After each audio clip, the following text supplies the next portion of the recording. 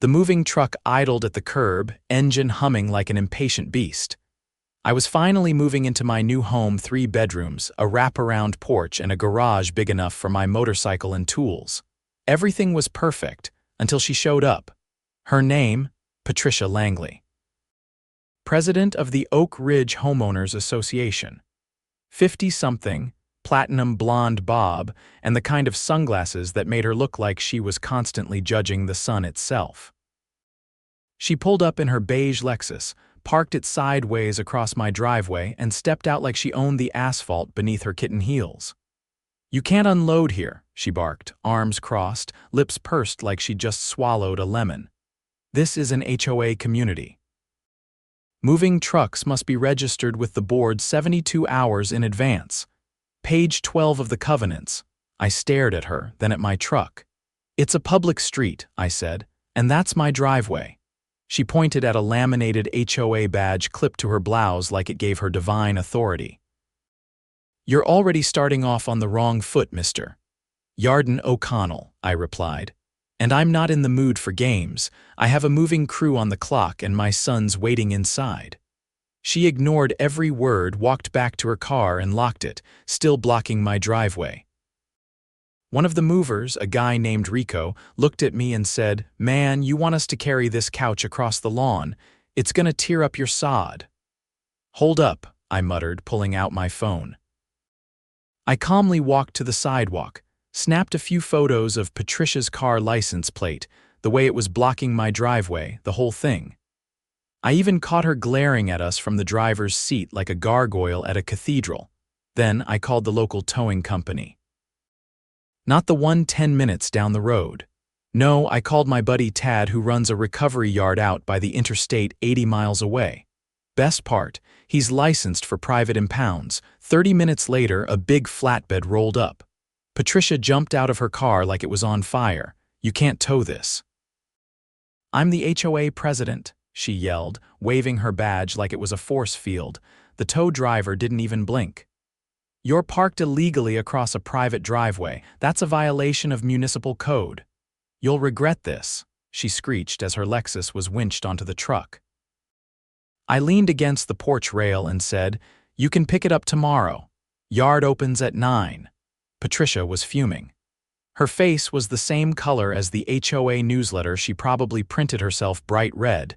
The rest of the move went smoothly. She stood there muttering threats for a while before storming off on foot. I thought that was the end of it. It wasn't. The next morning, I woke up to the muffled thud of someone banging on my front door like they were trying to knock it off the hinges. I opened it still half asleep, hair wild, wearing a ratty t-shirt from my construction days. Patricia stood there with a clipboard, flanked by 2 men I hadn't seen before. One was tall, wearing a blazer he clearly thought made him look official. The other had a gut that strained the buttons of his polo shirt, which bore the same Oak Ridge HOA crest as Patricia's badge. "You're in violation of several community standards," she snapped without greeting. "These gentlemen are here to document and issue formal citations." "Are either of you from the city?" I asked, leaning against the doorframe. "Because if not, you're trespassing."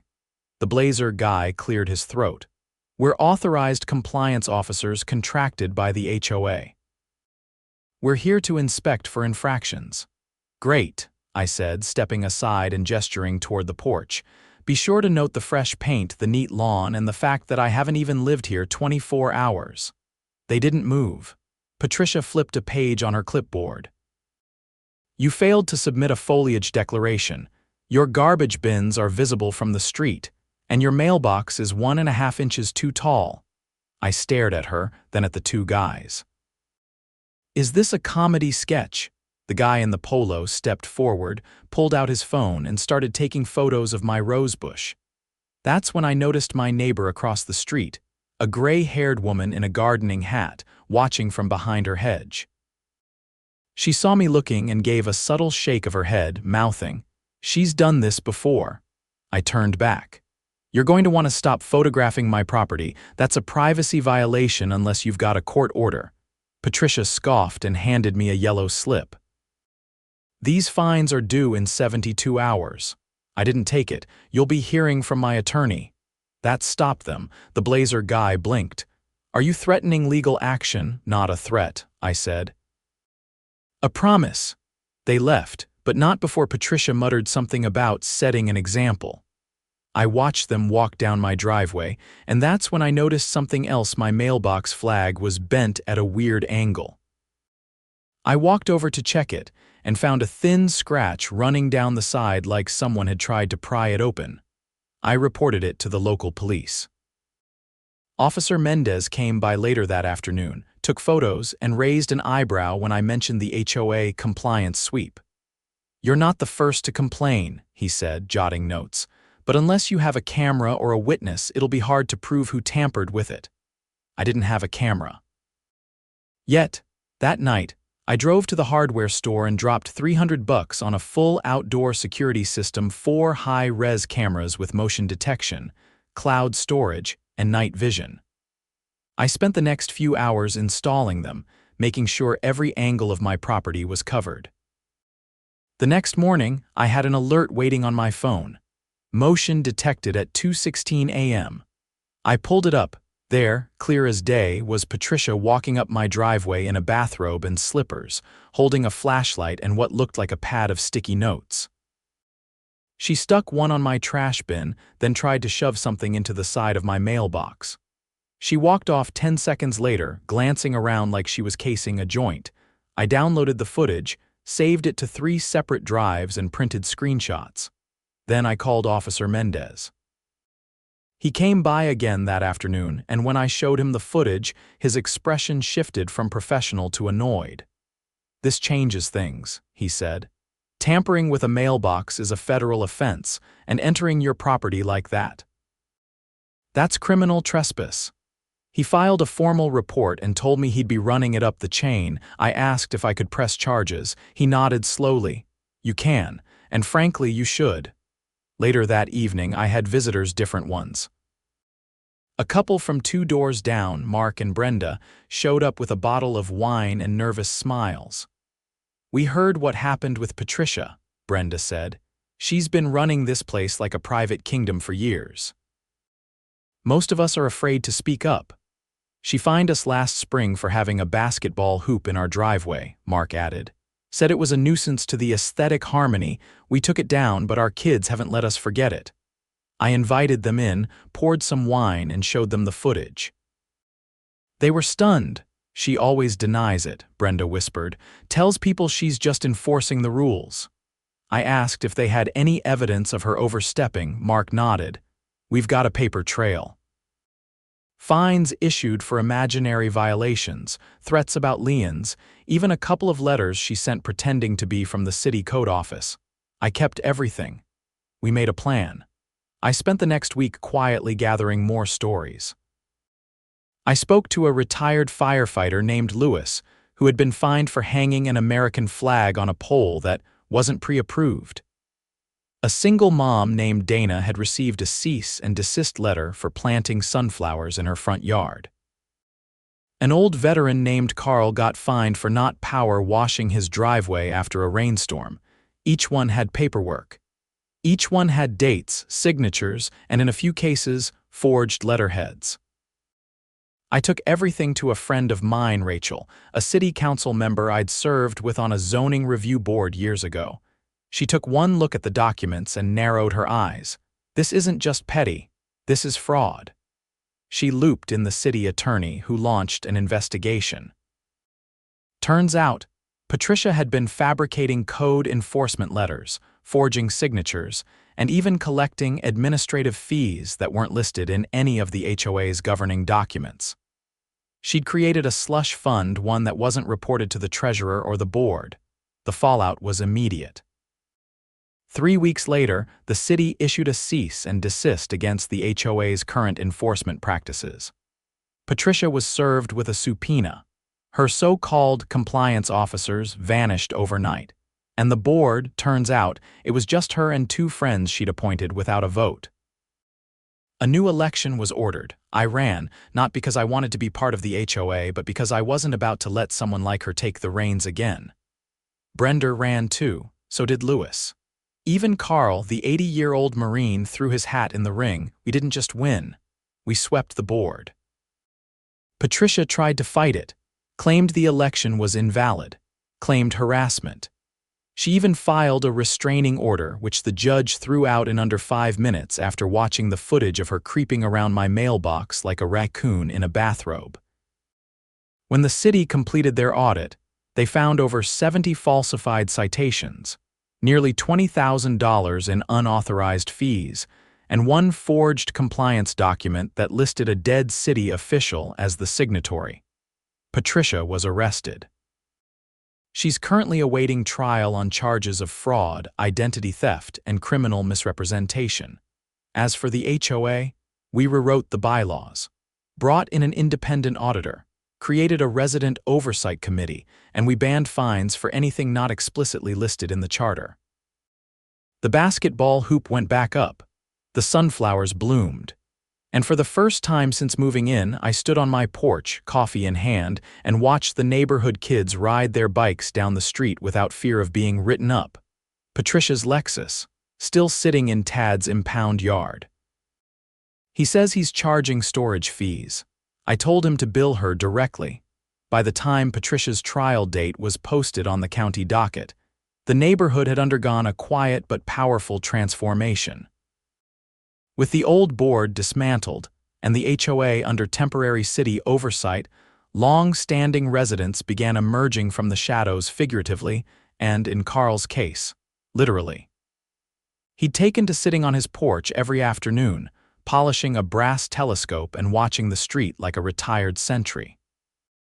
The new board had barely settled into our temporary office in the converted pool house when the first ripple of something deeper began to surface. Brenda burst through the door one Tuesday morning with a manila folder clutched like a live grenade. "You need to see this right now," she said, eyes wide. She dumped the folder onto the meeting table. Inside were copies of bank statements, real ones, not the sanitized monthly summaries Patricia used to hand out at her community briefings. These were downloaded straight from the HOA's actual account, which we'd only just recovered access to through the city's administrative handoff. Mark leaned over, scanning the statements. "Wait, that can't be right. Look at these transfers. Who the hell is Ridgeview Community Solutions LLC?" Lewis tapped the page. "That's not a vendor we ever hired. And this withdrawal, $10,000 every month, like clockwork." I picked up the folder and flipped through. The transfers had started almost 2 years ago, always on the first Friday. The destination account was tied to a PO box in another county, one known for its lenient corporate registration policies. Rachel, our city council contact, called in a forensic accountant the same afternoon.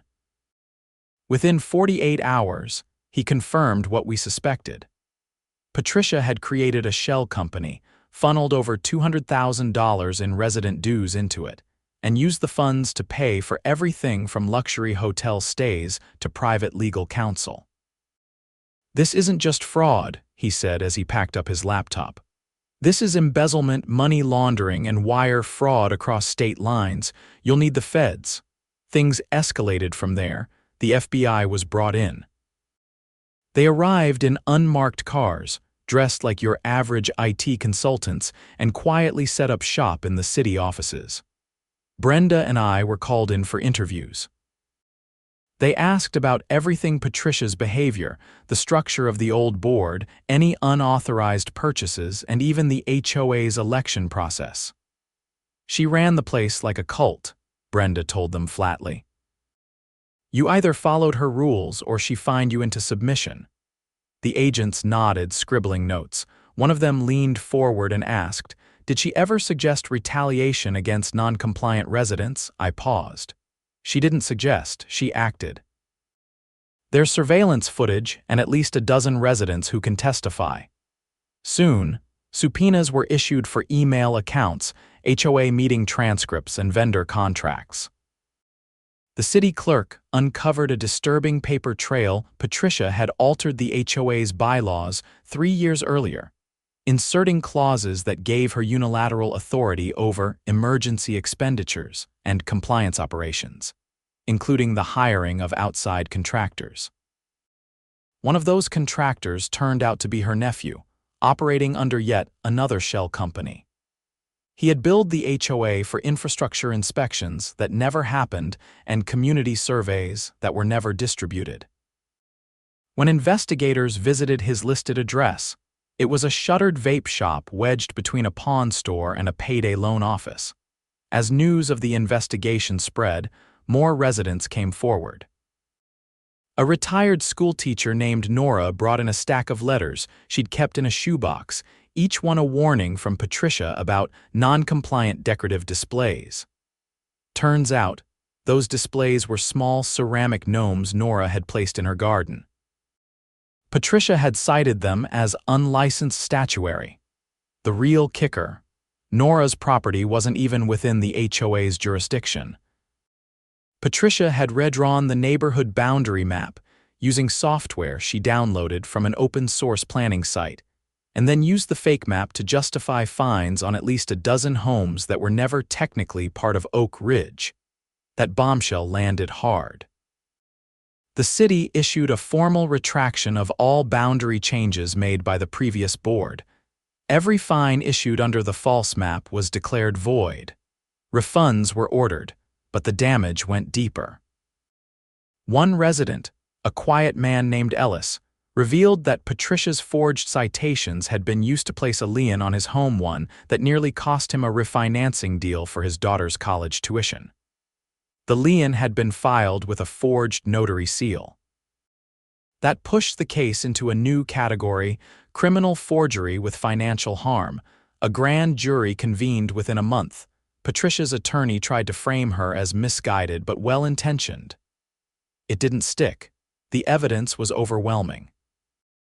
Wire transfers, surveillance footage, forged documents, and over 24 sworn statements from residents. In court, Patricia sat rigid in a navy pantsuit, arms folded tightly. Her defense team tried to argue that the HOA granted her sweeping authority and that the residents had acquiesced to her leadership. The prosecutor, a sharp-eyed woman named Kara Madsen, dismantled that theory in under 10 minutes. She projected a spreadsheet of financial transactions onto the courtroom screen. "These aren't oversight errors," she said calmly. "They're deliberate acts of deception. And if the court needs motive, look no further than the boutique hotel charges in Aspen during the same week." She claimed to be attending a municipal compliance conference. The jury took less than 3 hours to deliberate. Patricia was found guilty on 7 counts of wire fraud, 4 counts of falsifying public documents, 3 counts of criminal impersonation, and 1 count of elder financial abuse. She was sentenced to 14 years in federal prison, with a restitution order of $218,000 to be paid back to the Oak Ridge HOA. The community let out a collective breath, but we didn't stop there. With the help of Rachel and the city attorney, we proposed a new charter that would place the HOA under a dual oversight model. All major expenditures would require both board approval and third-party auditing. Every election would be monitored by the city clerk's office until further notice. And most importantly, no single board member would ever again have unchecked authority. We called a community meeting at the rec center.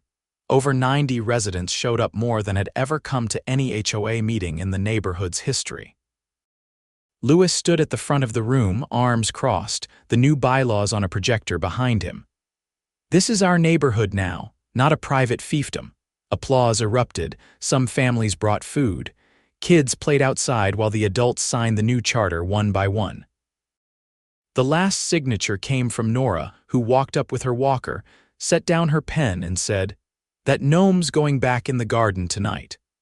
The laughter that followed was the kind that comes after a long, hard winter, the kind that means spring is finally here. In the months that followed, Oak Ridge changed. Slowly but noticeably. Neighbors who had once kept their heads down began organizing block parties. Sidewalk chalk art appeared on driveways. The community Facebook page, once a wasteland of petty complaints and threats, turned into a space for sharing tools, recipes, and weekend plans. And me, I never wanted to be a board member. Hell, I never wanted to deal with any of this. But sometimes, standing your ground means standing for more than just your own driveway. Patricia thought she ran a kingdom. What she didn't realize was that she wasn't the ruler, she was the storm. And storms pass, now the sun's out. And we're rebuilding, one neighbor at a time. 2 months after Patricia's conviction, the neighborhood had not only stabilized but started to thrive in ways most of us didn't expect.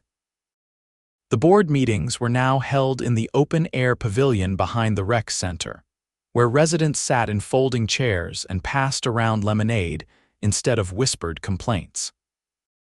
But with Patricia behind bars and her grip shattered, other remnants of her reign began to surface, some even more alarming than anyone had anticipated. It started with an envelope, not mailed, hand-delivered to the new HOA mailbox, which we'd relocated to the rec center for transparency. The return address was scrawled in shaky handwriting, no name, just an apartment complex on the south side of town. I opened it, expecting another request for a tree trimming permit or maybe someone reporting their neighbor's Halloween decorations went up too early. Instead, it contained a single-page statement from a woman named Elise Garvey. She claimed to have worked as a part-time bookkeeper for Patricia 2 years ago off the books, paid in cash. She wrote that she quit after being asked to make adjustments to the HOA's legal fund ledger. But the real kicker was in the last paragraph. She said Patricia had used HOA funds to pay for private investigators. At first, I thought she meant background checks, maybe for board candidates or to harass residents. But Elise went further. She alleged that Patricia had authorized surveillance of specific homeowners who had pushed back against her decisions.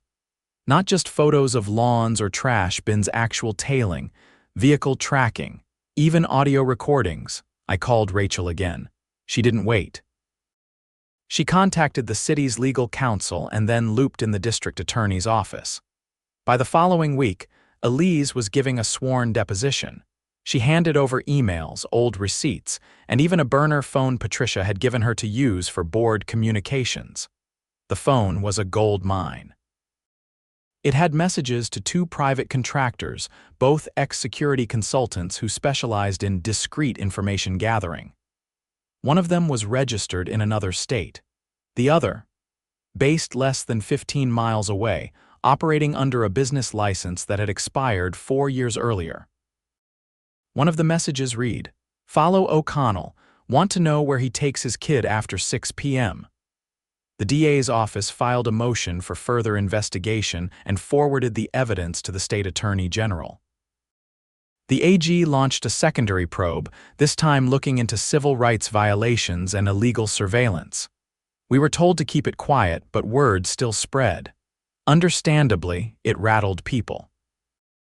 Dana, the single mother who had been fined for her sunflowers, showed up to our next meeting with her jaw clenched.